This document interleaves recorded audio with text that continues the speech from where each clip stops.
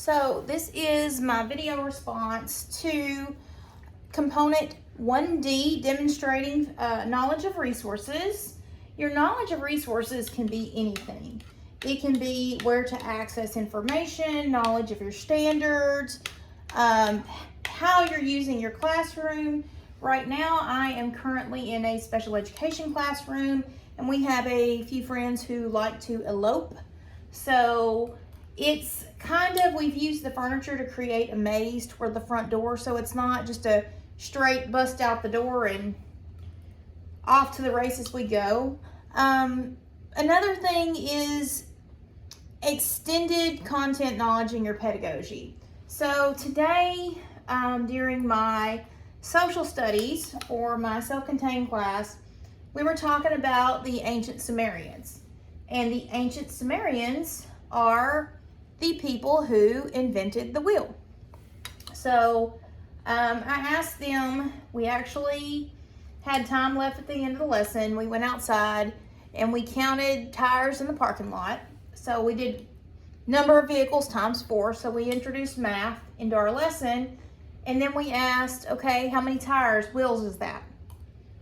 And they come up with the answer. And then I said, all right, if we took all these tires and had to ask someone to get your tires back, who would be able to answer this question? Probably not many of our students or our faculty or students. So that was kind of an enriching and extending the learning thing that we did today. And resources for my students. So if I was in my art classroom, it would be paint or certain pencils for drawing or a certain medium that they like to work in. However, in special education, a resource can be anything. It can be a gumball for students who are working toward a reward, or it can be just the simple satisfaction of completing a form like a job application. We have a college career day coming up for our students, and 2 of our students are going. And the counselor called me and wanted to know if they would be able to attend and understand.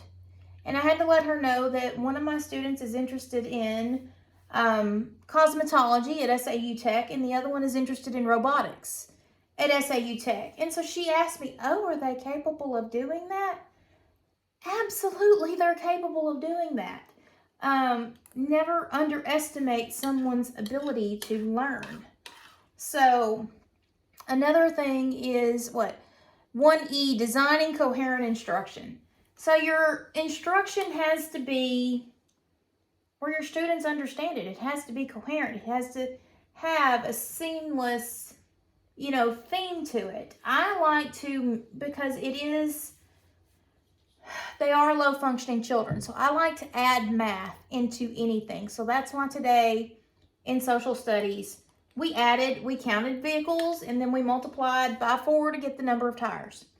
Again, we were talking about the ancient Sumerians who invented the wheel, but we also, how many people got to school in a car today? So you used a gift from the ancient Sumerians. It's making that abstract, ancient Sumerians for my kids who are maybe a 3rd grade, 4th grade reading level, and they're juniors and seniors.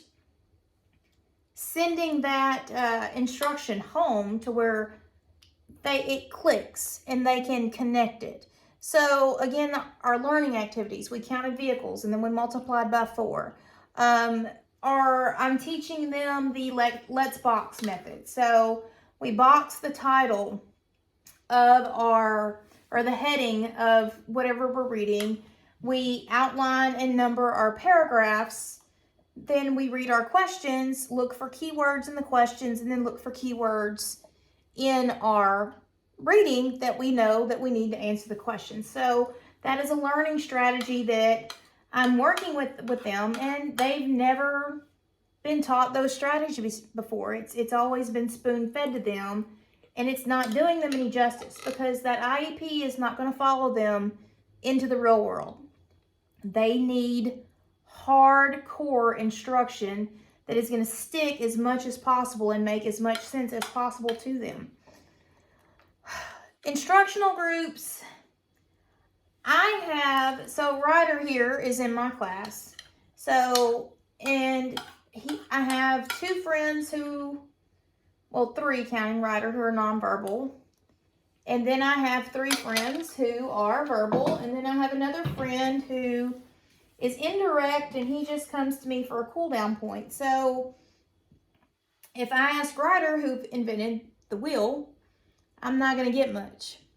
But if I ask another one of my friends in the class that is able to tell me that, then they can explain it. So having to wildly differentiate for Ryder and his friend, who is in 7th grade, and then differentiate for my juniors and seniors is a challenge, but it's so totally worth it.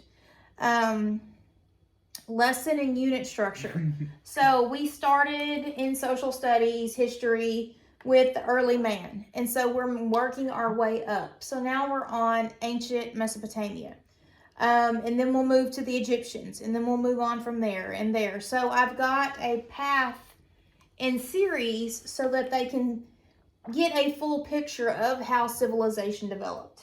That is my lesson plan for that social studies. Math, it's money, money, money. They need to be able to add, subtract, multiply, divide. They need to be able to read tax forms, W-2s, W-4s. They need to do bank statements. They need to do checkbook registers. Everything is life skills money. And cooking, fractions for cooking, things like that. So I know what my goal is. I know what my goal and outcome need to be, and then I plan accordingly. And then defining student assessments. I can't assess Ryder the same way that I can assess my other students.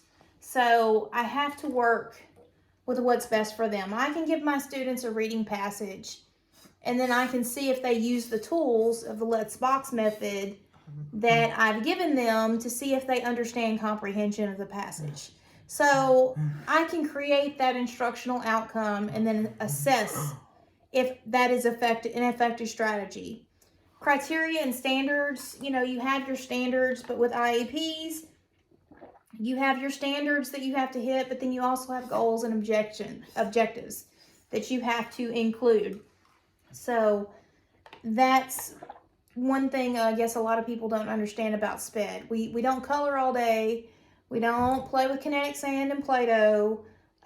We are hitting standards, and we are also hitting goals and objectives within the standards. And so and everybody's needs are different. So I have 3 students who are at a 3rd or 4th grade reading level, and I have 1 student that's a pre-primer, and then I have 2 students who can't identify shapes.